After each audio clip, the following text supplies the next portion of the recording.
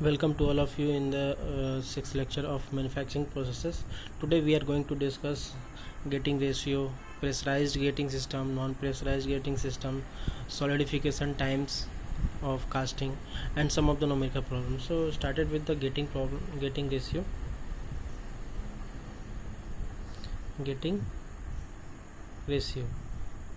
So what is gating ratio? It is the ratio between area of sprue to the area of runner to the area of gate. That means area of sprue to the area of runner to the area of gate. It is called as gating ratio. So gating ratio, this is called as gating ratio, GR. For example, 1:2:3. That means 1 proportion is the area of sprue, 2 is the proportion of the area of the runner, 3 is the proportion of the area of gate. So we just look simple gating elements. This is the drag, this is scope, suppose this is mold. So there is a pouring basin, there is a sprue, there is runner, there is skim bob, there is gate.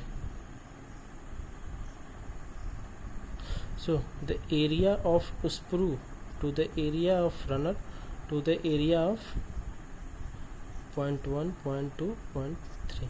Suppose take it A, B, C. So area of A to the area of B to the area of C, that is area of A is what? Area of A is sprue area, area of B is runner area, cross sectional area, and area of C, that means C, that is gate area. That is called as gating ratio. So move on to the choke area, CHOKE area. What is called as choke area? Choke area किसको हम बोलेंगे? तो it is the minimum cross sectional area in all the gating elements. तो इन सभी getting elements मतलब A, B, C, मतलब sprue, runner और gate, इन तीनों में जिसका एरिया जिस सिस्टम के लिए जिसका एरिया स्मॉलेस्ट होगा वही एरिया क्या बोलेंगे? चौक एरिया. जैसे एग्जांपल लेते हैं, जैसे इस एग्जांपल में देखते हैं 1, 2, 3. That means area of sprue क्या है? 1 पार्ट है, एरिया ऑफ रनर क्या है? 2 पार्ट है, और एरिया ऑफ गेट क्या है? 3 पार्ट है. तो एरिया ऑफ स्प्रू जो है सबसे कम है, तो चौक एरिया किसको बोलेंगे? इस सिस्टम के लिए चौक एरिया होगा स्प्रू. फॉर एग्जांपल लेते हैं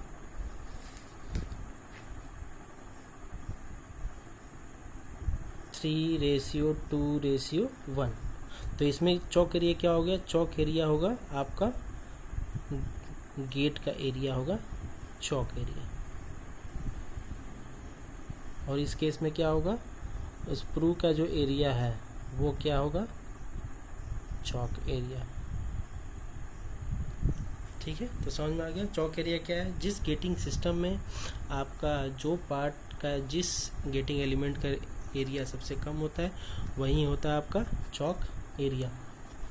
ठीक है, तो आते हैं नेक्स्ट टर्म है अनप्रेशराइज्ड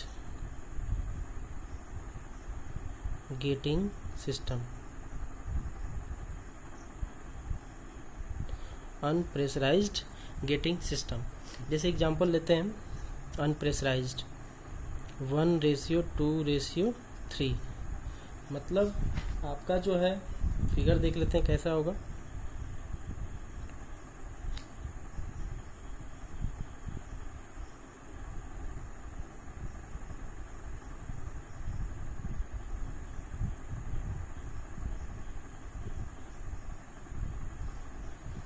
ये जैसे ये पार्ट हो गया आपका. तो इन सभी पार्ट में जैसे ये एरिया हो गया आपका स्प्रू का एरिया, सॉरी रनर का एरिया, ये एरिया हो गया गेट का एरिया, और ये जो एरिया है सबसे छोटा, तो ये जो सबसे छोटा एरिया हो गया ये क्या हो गया? स्प्रू का एरिया. तो अनप्रेशराइज मतलब कि ये पूरा का पूरा चैनल जो है प्रेशराइज नहीं होना चाहिए, मतलब गेट जो है, गेट से जो मटेरियल है वो इजीली फ्लो होना चाहिए कम से कम वेलोसिटी पे। मतलब इस केस में क्या होगा, आपका केवल स्प्रू का जो एरिया होगा वो कम होगा और बाकी जो एरिया होगा वो इससे ज़्यादा होगा। तो यहाँ पे क्या होगा, मटेरियल स्मूथली कम वेलोसिटी से आपका फ्लो होगा। जब कम वेलोसिटी से आपका मटेरियल फ्लो होगा तो फिर क्या होगा, यहाँ पे किसी तरीके का डिस्चार्ज लॉस नहीं होगा, किसी तरीके का इरोजन नहीं होगा, किसी तरीके का सैंड इरोजन नहीं होगा, किसी तरीके का टर्बुलेंस नहीं होगा। तो आपका मटेरियल जो है ईजिली फिल हो जाएगा और किसी तरीके का डिफेक्ट फॉर्म नहीं होगा। प्लस जब आपका मटेरियल, जब आपने यहाँ पे क्या किया, चॉक कर दिया, तो क्या होगा, यहाँ पे वेलोसिटी ज़्यादा इंक्रीज कर जाएगा तो यहाँ पे प्रेशर कम होगा। जब प्रेशर बर्नौली थ्योरम से, तो प्रेशर जब कम होगा तो क्या होगा, हो सकता है, चांसेस हो सकता है कि एयर एस्पिरेशन इफेक्ट आए। अगर इस तरीके का गेटिंग सिस्टम आप यूज करते हो तो एयर एस्पिरेशन के चांसेस ज़्यादा हैं in case of unpressurised gating system. लेकिन अगर इस तरीके का आप यूज करते हो तो यहाँ पे तो वेलोसिटी ज़्यादा है, लेकिन यहाँ पे धीरे धीरे स्मूथ वेलोसिटी कम हो गया तो इरोजन कम होगा, टर्बुलेंस कम होगा। तो आपका डिफेक्ट बनने के चांसेस, सैंड डिफेक्ट जो हो सकते हैं, वो मोल्ड आपका ब्रेक नहीं होगा, तो आपका डिफेक्ट और साइज एग्जैक्ट रहेगा। प्लस इस तरीके के सिस्टम से आप नॉन फेरस मटेरियल का कास्टिंग करते हो, नॉन फेरस मटेरियल्स, जैसे एग्जांपल लेते हैं एल्युमिनियम, कॉपर, जिसकी थर्मल कंडक्टिविटी मान लो सपोज ज़्यादा है, ठीक। तो अगर उसकी थर्मल कंडक्टिविटी ज़्यादा है, अगर आपने यहाँ पे फ्लो नहीं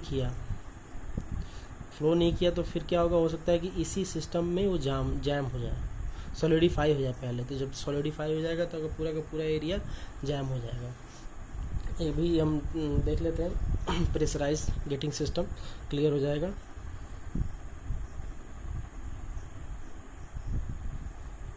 pressurised gating system, pressurised gating system देख लेते हैं। तो इसमें क्या ऐसा फिगर देख लेते हैं कैसा होगा।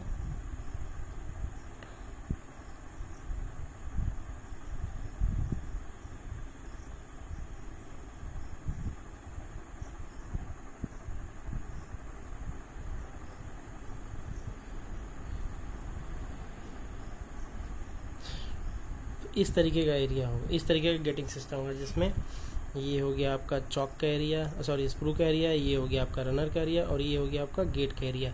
तो गेट का अगर एरिया को आपका चॉक एरिया अगर है वो, तो फिर क्या होगा, ये प्रेशराइज गेटिंग से, प्रेशराइज नाम क्यों पड़ा, क्योंकि जैसे अब यहाँ पे आपने एरिया कम कर दिया तो यहाँ पे पूरा का पूरा सिस्टम क्या है, हाई प्रेशर फिल कर रहा है, इसलिए पूरे के पूरे सिस्टम को क्या बोलते हैं, प्रेशराइज सिस्टम। तो जब आप यहाँ पे एरिया रिड्यूस करोगे तो क्या होगा, हाई वेलोसिटी से आपका मोल्टेन मटेरियल फ्लो होगा। तो मोल्टेन मटेरियल जब हाई वेलोसिटी से फ्लो होगा तो हो सकता है कि टर्बुलेंस और इरोजन होने के चांसेस, सैंड इरोजन होने के चांसेस मैक्सिमम है। तो यहाँ पे एयर एस्पिरेशन इफेक्ट नहीं आएगा, क्योंकि यहाँ पे आपने इसको क्या किया, एरिया कम कर दिया, तो ये पूरा का पूरा मटेरियल आपका फिल है, किसी तरीके का एयर प्रेशर कम नहीं होगा ताकि एयर किसी तरीके से एस्पिरेशन इफेक्ट हो सके। तो यहाँ पे किसी तरीके के एयर एस्पिरेशन इफेक्ट होने के चांसेस बहुत कम है, लेकिन आपका सैंड इरोजन, टर्बुलेंस होने के चांसेस ज़्यादा है। तो इस गेटिंग सिस्टम से जैसे एग्जांपल देख लेते हैं कैसा होगा, 3 2 1 2 2 1 1 2 1। अब 1 2 1 भी बोलोगे कि गेट का भी एरिया कम है, स्प्रू का भी एरिया कम है, तो ये अनप्रेशराइज है कि प्रेशराइज्ड है। तो अगर आपने यहाँ पे 1 कर दिया और यहाँ भी 1 कर रखा है, तो यहाँ अगर 1 है तो पूरा का पूरा सिस्टम प्रेशराइज्ड है, तो ये भी क्या होगा, प्रेशराइज्ड ही होगा। तो प्रेशराइज्ड गेटिंग, ये भी क्या होगा, प्रेशराइज्ड गेटिंग सिस्टम। तो यहाँ पे क्या है, आपका मटेरियल स्लो, यहाँ पे क्या है, एरिया आपने कम कर दिया तो टाइम ऑफ फिलिंग में भी बढ़ सकता है, इसलिए आप फेरस मटेरियल का इससे कास्टिंग करते हो, फेरस मटेरियल्स का।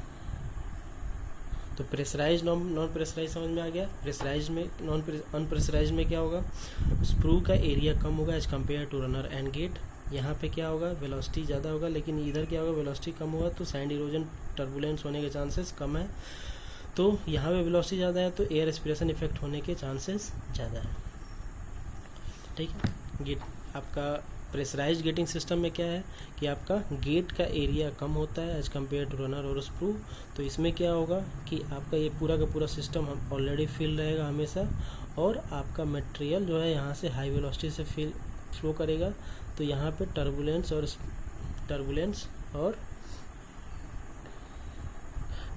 और सैंड इरोजन होने के चांसेस कम है, ज़्यादा है। तो इस तरह से क्या होगा, आपका हो सकता है डिफेक्ट बनने के चांसेस ज़्यादा है, ठीक है। और इसमें क्या है, इसमें किसी तरीके का कोई वेलोसिटी कम फ्लो हो रहा है तो टर्बुलेंस कम होगा, स्प्लैशेस कम होगा, सैंड इरोजन आपका कम होगा। तो ये हो गया आपका प्रेशराइज्ड और अनप्रेशराइज्ड गेटिंग सिस्टम। तो चोक एरिया जो होता है आपका, चोक एरिया उसको कैलकुलेट करते हैं। चोक एरिया कैसे कैलकुलेट करेंगे, कितना मटेरियल आपने मोल्ड के अंदर फिल किया। सपोज मास जो है एम आपने फिल किया, तो वो जो है एरिया ऑफ चौक जिसके थ्रू ये फिल हो रहा है इनटू वेलोसिटी। तो यहाँ पे वेलोसिटी जिस वेलोसिटी से फिल हो रहा होगा, किस वेलोसिटी से फिल हो रहा होगा, √2g इंटू यहाँ से हाइट कितना होगा ht, 2g h into T. लेकिन यहाँ पे कुछ ना कुछ डिस्चार्ज लॉस होगा जो कि क्या होता है cd, एरिया इंटू वेलोसिटी। लेकिन यहाँ पे मास है तो कितना टाइम लगा, t into T F, total time fill करने में कितना लगा। तो यहाँ से आप क्या निकाल सकते हो, चौक एरिया क्या हो जाएगा, m divided by cd √2g ht into T of F, ठीक है। तो जहाँ पे m क्या है, mass in kg, cd coefficient of discharge 2 into g gravitational force acceleration, ht क्या है, height from the gate to the top of the pouring basin into T F, total time required for filling of the mould. तो ये आ जाएगा आपका choke area. Either वो pressurise system में हो सकता है या अनप्रेशराइज में चौक एरिया हो सकता है। तो प्रेशराइज में चौक एरिया किसका होगा, प्रेशराइज में आपका चौक एरिया गेट का होगा, और अनप्रेशराइज में आपका चौक एरिया किसका होगा, स्प्रू का होगा, ठीक है। तो ये हो गया आपका चौक एरिया। तो कुछ जो है आपके न्यूमेरिकल प्रॉब्लम्स है जो कि हम डिस्कस कर लेते हैं। जैसे कि आप इसी में देख लो नोट्स में, क्वेश्चन है, in a gating design the gating ratio is 1:2:3। That means 1:2:3 ये क्या हो गया आपका अनप्रेशराइज्ड गेटिंग सिस्टम हो गया, जिसमें स्प्रू का एरिया जो है कम है, 1 पार्ट है। It is used to produce the casting of mass 30 kg। Take density of the material as 2900 kg पर sorry in this formula I forgot something. This is total volume and multiply with rho density, so there is a rho as well, density of the material. Sorry for this, I forgot that. तो क्या वो दे रखा है, density of the material दे रखा है, filling time required is 11.2 second, coefficient of discharge 0.98, height of the liquid metal above the gate is 250 millimetre, that means ST दे रखा है। Determine the dimension of gate, तो गेट का area पूछा है, तो गेट का एरिया हम कैसे निकालेंगे, तो चौक एरिया हम निकाल सकते हैं। चौक एरिया का फॉर्मूला क्या है, जैसे यहाँ पे मैंने CA लिखा हुआ है, मैंने इस फॉर्मूले में क्या लिखा हुआ है, AC चौक एरिया, तो AC आप यूज कर सकते हो। AC इक्वल टू क्या होगा, m divided by rho into CD into TF into √2GST। तो m क्या है 30 kg divided by rho 2900 kg per metre cube into CD 0.98, TF total time 11.2 second into √2 into G 9.81 into HT, हमेशा unit को balance करके चलना है। तो यहाँ पे मीटर में रखना पड़ेगा क्योंकि हर चीज़ मीटर में यूज कर रहे हो। तो 250 मिलीमीटर को आपको मीटर में कन्वर्ट करना है 0.25 तो यहाँ से आप निकालोगे तो 4.25 इंटू 10⁻⁻4 मीटर स्क्वायर। तो ये आ गया चौक एरिया, मतलब चौक एरिया किसका है, ये 1 2 3 है, मतलब स्प्रू का चौक एरिया भी हमें निकला। तो चौक एरिया भी क्या है, area of sprue of the bottom. अभी एरिया ऑफ स्प्रू निकला है, लेकिन हमें निकालना क्या है क्वेश्चन में, डायमेंशन ऑफ गेट पूछा है। तो एरिया ऑफ स्प्रू आ गया, तो एरिया ऑफ स्प्रू आ गया, तो आप उस एरिया का कितना गुना है, आपका गेट का 3 गुना है, तो उसे 3 से मल्टीप्लाई कर दो। तो एरिया ऑफ गेट का क्या हो जाएगा, 3 इंटू एरिया ऑफ स्प्रू, तो जो आया उससे 3 से मल्टीप्लाई कर दो, तो आ गया 1.276 इंटू 10⁻³ मीटर स्क्वायर। ठीक है, तो यहाँ से डायमेंशन पूछा है ना कि एरिया पूछा था। डायमेंशन मतलब उसका कितना डायमीटर है, उस गेट का कितना डायमीटर है। तो π/4 into d square cross sectional area हो गया, इक्वल टू इस एरिया से इक्वल कर दो और यहाँ से डायमीटर निकाल दो आप कोर गेट का। तो यहाँ से गेट का डायमेंशन आ गया 4.03 सेंटीमीटर स्क्वायर। तो समझ में आया चौक एरिया का क्या यूजेज है। और नेक्स्ट क्वेश्चन देखते हैं। नेक्स्ट क्वेश्चन से मूव करने से पहले हम नेक्स्ट टॉपिक पे मूव करते हैं। Solidification time.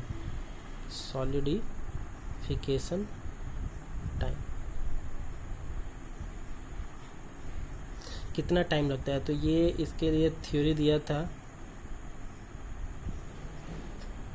चोरिनोव्स ने।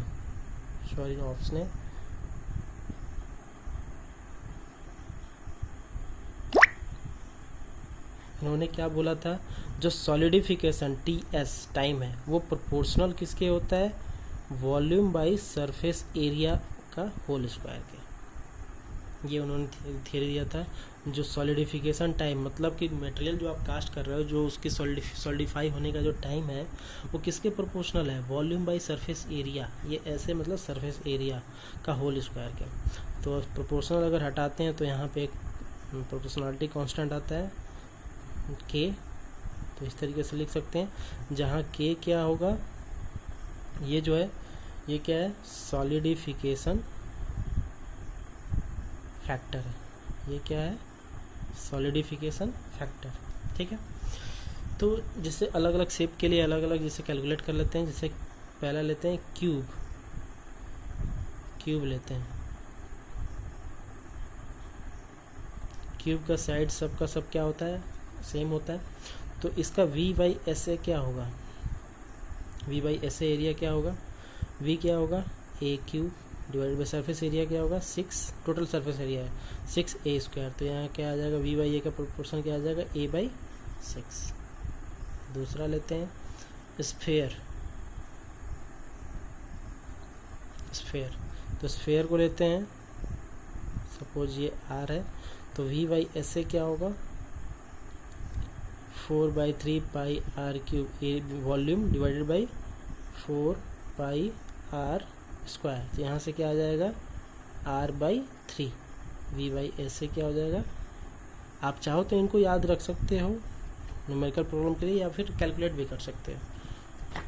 न्यूमेरिकल्स में डायरेक्टली यूज कर सकते हो या फिर उस समय पे कैलकुलेट भी कर सकते हो। नेक्स्ट थर्ड लेते हैं जैसे सिलेंडर।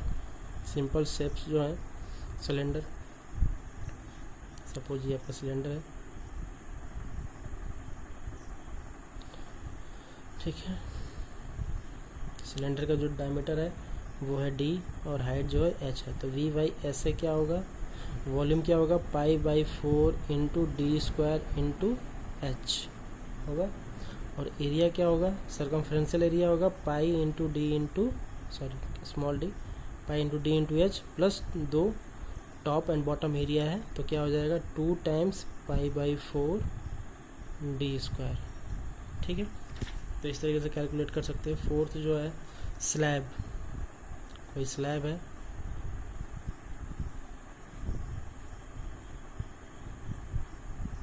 सपोज L है, B है और ये H है, तो इसका V/A सरफेस एरिया क्या आ जाएगा, वॉल्यूम क्या होगा L into B into H। Surface area क्या होगा, हर एक के साथ 2 एरिया है डायमेंशन के साथ, तो B into H plus H into L plus L into B। ये हो जाएगा आपका सरफेस एरिया। तो ये V/SA का ये प्रोपोर्शन यूज कर लोगे। अगर सपोज इलिप्टिकल शेप का है, इलिप्टिकल शेप का है जिसका लार्जर जो रेडियस है वो A है, स्मॉलर रेडियस जो है वो है B है, और हाइट जो है h है, तो उस केस में क्या करोगे आप, V/SA क्या होगा, V/SA जो होगा pi into A into B into H, volume हो जाएगा pi into A into B into H, और एरिया क्या हो जाएगा 2 into pi into A into B plus 2 pi under root A square plus B square by 2 into H। ठीक है, 2 pi AB plus under root bracket में 2 pi under root A square plus B square by 2 into H। तो यहाँ से आप इस तरीके से निकाल सकते हो। तो सॉलिडिफिकेशन टाइम जो है आपका वो किस किस चीज़ पर डिपेंडेंट है, वॉल्यूम बाई सरफेस एरिया के प्रोपोर्शन के ऊपर। तो कुछ क्वेश्चंस जो है हम डायरेक्टली नोट से डिस्कस कर लेते हैं, जैसे आप देख लो, ये क्वेश्चन आप देख लो, with solidification factor 0.97 into 10⁶ second per metre square, the solidification time for spherical casting of 200 millimetre diameter is. तो पहले ही बोल दिया स्फेरिकल कास्टिंग मतलब स्फेयर, स्फेरिकल कास्टिंग मतलब स्फेयर। तो स्फेयर का अगर आपको याद है, अदरवाइज कैलकुलेट कर सकते हो, R/3 होता है। तो T इक्वल टू क्या हो जाएगा, T इक्वल टू, इसमें देख लो, T इक्वल टू क्या हो जाएगा K इंटू V/SA का होल स्क्वायर। तो T दे रखा है, सॉरी T निकालना है, डायमेंशन दे रखा है 200 मिलीमीटर डायमीटर दे रखा है, और K दे रखा है। तो K की वैल्यू पुट कर देते हैं, K की वैल्यू पुट करते हैं 0.97 इंटू 10⁶। V/SA क्या होता है R/3। तो R क्या दे रखा है 200 मिलीमीटर डायमीटर दे रखा है, तो उसमें क्या आ जाएगा रेडियस में 100 मिलीमीटर। तो 100 मिलीमीटर को आपको कन्वर्ट करना है मीटर में, तो 0.100 डिवाइडेड बाई 3 का होल स्क्वायर। ठीक, तो वहीं यहाँ पे आप देख रहे हो, तो यहाँ से आपका आ जाएगा 1077 पॉइंट, देख लो 1077.78 सेकेंड। आप कैलकुलेट करोगे तो अब इसको मिनट में काउंट कर सकते हो, कितना मिनट उस स्फेयर 200 मिलीमीटर डायमीटर के स्फेयर को कितना टाइम लग रहा है कम्प्लीटली सॉलिडिफाई होने में, जिसका सॉलिडिफिकेशन फैक्टर जो है इतना है। अब ये सॉलिडिफिकेशन फैक्टर किस किस चीज़ पर डिपेंड करेगा, आपके मटेरियल के ऊपर। ठीक है, आपका मटेरियल कैसा है। नेक्स्ट देख लेते हैं numerical. A metal drop of liquid metal is of spherical cross section with 2 millimeter radius will take 10 second to solidify। मतलब 2 मिलीमीटर डायमीटर 2 मिलीमीटर रेडियस का स्फेरिकल ड्रॉपलेट है जिसको 10 सेकेंड लगता है सॉलिडिफाई होने में। What is the solidification time of the same molten drop with double radius. मतलब कि सेम मोल्टेन ड्रॉप मतलब कि सेम मटेरियल है, इसका मतलब क्या हो गया, सॉलिडिफिकेशन फैक्टर जो होगा सेम होगा। सॉलिडिफिकेशन फैक्टर जब सेम होगा तो सपोज यहाँ पे देख लेते हैं, तो दो स्फेयर है, तो एक को मान लेते हैं T1, एक के करस्पॉन्डिंग T1 आएगा, दूसरे करस्पॉन्डिंग T2।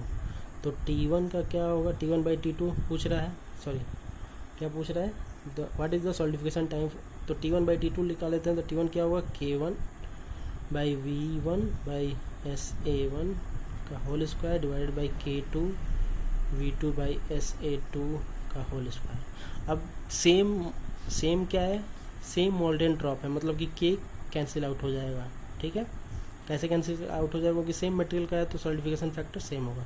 तो T1/T2 क्या हो गया, V/V1/SA1 का whole square divide by V2/SA2 का होल स्क्वायर। तो V स्फेरिकल बॉल्स है तो V क्या होता था R1/3 हो जाएगा, R1/3 का whole square divided by R2/3 का होल स्क्वायर। मतलब T1/T2 इक्वल टू क्या हो जाएगा R1/R2 का होल स्क्वायर। ठीक है, तो यहाँ पे दे रखा है वैल्यू पहले वाले का 10 सेकंड लग रहा है, ठीक है, पहले वाले का आपका 10 सेकंड लग रहा है।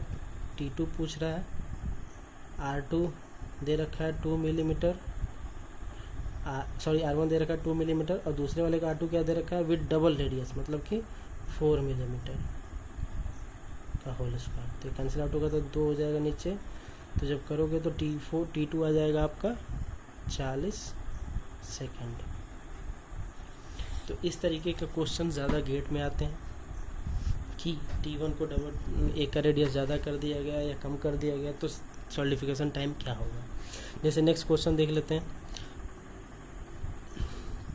2 castings, one is sphere another one is a slab, मतलब 2 कास्टिंग है, एक स्फेयर है और एक स्लैब है। Both are made of same material, दोनों का मटेरियल सेम, मतलब कि सॉलिडिफिकेशन फैक्टर क्या होगा, सेम होगा। And having the same volume, volume दोनों का सेम है, मतलब स्फेयर का भी वॉल्यूम सेम है और स्लैब का भी वॉल्यूम सेम है, but the slab dimension are in the ratio of 1:2:4, मतलब कि स्लैब का जो डायमेंशन दे रखा है 1, 2, 4 के रेशियो में है, मतलब 4 टाइम्स लेंथ हो गया, 2 टाइम्स विड्थ हो गया और 1 टाइम्स हाइट हो गया। Determine the ratio of solidification time of sphere to the slab, मतलब कि T slab, T sphere by T slab क्या हो। तो इसमें देखो आप एरिया L को मान लो इस तरह लिख सकते हो, L H into B into L दे रखा है 1:2:4 में, तो H को लिख सकते हो 1 टाइम्स X, B को लिख सकते हो 2X और L को लिख सकते हो 4X, इस तरह लिख सकते हो। तो वॉल्यूम क्या हो जाएगा, वॉल्यूम ऑफ स्लैब क्या हो जाएगा, 8x³ होगा, ठीक। और ये बोल रहा है वॉल्यूम ऑफ स्लैब किसके इक्वल है, वॉल्यूम ऑफ स्फेयर के, स्फेयर। तो वॉल्यूम ऑफ स्फेयर क्या होता है, 4/3 πr³, ठीक। तो यहाँ से इसमें देख लो डायरेक्टली, 4/3 πr³, 4/3 πr³ होता है, 4/3 πr³। तो यहाँ से देख लो 8x³ = 4/3 πr³, तो यहाँ से r का रिलेशन आ गया x में, क्यूबिक रूट 6/π इंटू x, तो यहाँ से r की वैल्यू आ गया। अब हमें निकालना है T of square by T of slab, तो k तो कैंसिल आउट हो जाएगा, तो surface area volume by surface area of sphere, तो क्या होता है r/3 का होल स्क्वायर हो गया, डिवाइडेड बाई, अब इसका आएगा वॉल्यूम बाई सरफेस एरिया। तो एक बार फिर से देख लो, यहाँ पे निकालना क्या है, तो यहाँ से क्या आ गया, r = cubic root 6/π into x, ये r आ गया। तो T of sphere divided by T of slab क्या हो जाएगा, स्फेयर का क्या होता है, V/SA ऑफ स्फेयर का whole square divided by V/SA of slab का होल स्क्वायर। तो V/SA क्या होता है, r/3, अभी हमने पढ़ा है, divided by volume of slab क्या था, 8x³, एरिया क्या होगा, 2 टाइम्स मल्टीप्लाई कर दो, 4x into 2x plus 2x into 1x plus 4x into x होगा का होल स्क्वायर, ठीक है। तो यहाँ से क्या आ जाएगा, r/3 का whole square divided by 8x³ divided by क्या हो जाएगा, 4 दूना का 8x² प्लस 2 प्लस 4, 8 4 12, 4 8 2 10, 10 4 14, 14 दूना 28, 28x² का होल स्क्वायर। यहाँ से क्या आ जाएगा, r/3 का whole square divided by, cancel out कर दो आप, 4 दूना क्या 4 7 28, 2/7x का होल स्क्वायर, ये आएगा, ठीक है। वही चीज़ जब आप इसको वैल्यू आप अब यहाँ पे r की वैल्यू जब आप यहाँ पे ये रख दोगे, r की value cubic root 6/π into x, तो यहाँ से सब कैंसिल आउट होके आपका मिलेगा, आपका ratio T of surface by T of slab 2.09, ठीक है।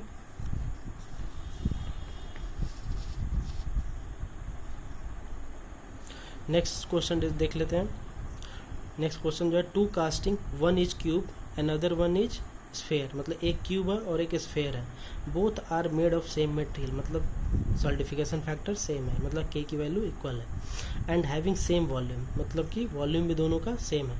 Determine ratio of the solidification time of the cube to the sphere, same ऐसा ही क्वेश्चन है जैसा ये है। तो इसमें देख लो, आप सोल्यूशन देख लो, तो क्या हो जाएगा, बोल रहा है कि क्यूब है और एक स्फेयर है, दोनों का वॉल्यूम सेम है। एक क्वेश्चन जो है क्या बोल रहा है, एक क्यूब है और एक स्फेयर है, आर ले लेते हैं, आर, ठीक है। तो इन दोनों का वॉल्यूम क्यूब का और स्फेयर का सेम है, तो वॉल्यूम का फॉर्मूला क्या होता है क्यूब के लिए, एक क्यूब, और इसका क्या होगा 4/3 पाई आर क्यूब, ठीक है। तो क्या आपको क्या निकालना है, टी ऑफ, क्या निकालना है एक बार फिर से देख लेते हैं। Determine the ratio of solidification time of cube to the sphere, तो cube C divided by T of sphere निकालना है, तो v बाई एस ए का whole square divided by v by S A का होल स्क्वायर, क्यूब और sphere का। तो अगर v दोनों का सेम है तो v कैंसिल आउट भी कर सकते हैं, ऐसे भी कर सकते हैं, तो क्या हो जाएगा सरफेस एरिया ऑफ स्फेयर का whole square divided by surface area of cube का होल स्क्वायर, ठीक है, T C by T S. अब सरफेस एरिया के लिए आपको निकालना पड़ेगा यहाँ से, तो सरफेस एरिया ऑफ स्फेयर का क्या होगा, स्फेयर का क्या होगा 4 पाई आर स्क्वायर, तो जगह 4 पाई आर स्क्वायर का whole square divided by surface area of cube क्या हो जाएगा 6a स्क्वायर, ठीक है, का होल स्क्वायर, ठीक। अब जो आपने यहाँ से किसी एक में कन्वर्ट कर लोगे और यहाँ पे पुट करोगे तो यहाँ पे आपका वैल्यू आ जाएगा, तो यहाँ पे वैल्यू जो आपका आएगा आप कैलकुलेट कर लेना 0.649। नेक्स्ट क्वेश्चन सेम वैसा ही है, देख लेते हैं। A cubical casting will solidify in 5 minute, another cubical, मतलब दो क्यूबिकल है, पहला क्यूबिकल है जो कि 5 मिनट में सॉलिडिफाई हो रहा है, another cubical casting made of same material, मतलब कि थर्मल सॉलिडिफिकेशन फैक्टर सेम होगा दोनों मटेरियल के लिए, which same material which is 8 times heavier than original casting will solidify in how many minutes, कितने मिनट में सॉलिडिफाई होगा। तो सेम वैसे ही आपको सॉल्व करना है। इसमें क्या है, दो सेम क्यूबिकल है, ये 5 मिनट को कन्वर्ट कर लोगे आप पहले सेकंड में, तो कितना हो जाएगा आपको 300 सेकंड, ठीक है। Another cubical casting same material का, तो के कैंसिल आउट हो जाएगा, रेशियो आप यूज करोगे। वॉल्यूम जो है दूसरे वाले, वॉल्यूम जो दूसरे का 8 गुना है, मतलब कि डायमीटर कितना हो जाएगा, आप खुद सोचो, डायमीटर जो होगा वो 2 गुना होगा, तो जब डायमीटर 2 गुना होगा तो आप सरफेस एरिया का रेशियो करना, जैसे इसमें किया वैसे सरफेस एरिया का रेशियो करना, आपको कैलकुलेट कर देना है कितना टाइम लगेगा उसको सॉलिडिफाई होने में दूसरे वाले को, तो इस तरीके से आप कैलकुलेट कर सकते हैं। नेक्स्ट क्वेश्चन है जो कि ये भी आपका क्यूब इलिप्टिकल पे है और एक सिलेंड्रिकल पर है, जिसे आप देख लो, क्वेश्चन देख लेते हैं। A cylindrical casting is 0.1 metre diameter, cylindrical casting है, एंड 0.5 मीटर हाइट, तो डायमेंशन दोनों दे दिया है। Another casting which is an elliptical shape, देखो ये इलिप्टिकल शेप का है, विथ मेजर डाई axis length twice, which is an elliptical shape with major axis length twice the length of the minor axis, मतलब 2 गुना है, बी जो ए है वो 2 गुना है बी के।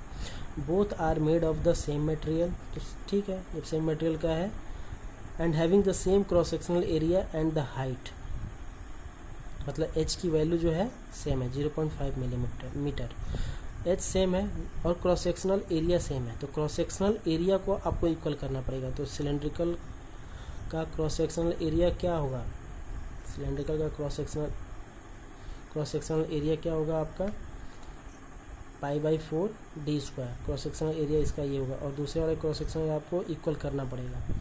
Cross sectional area and height of the having the same cross sectional area and height, and then what is the ratio of solidification time of elliptical to the cylindrical. तो आपको elliptical से cylindrical का आपको calculate करना है, ठीक है।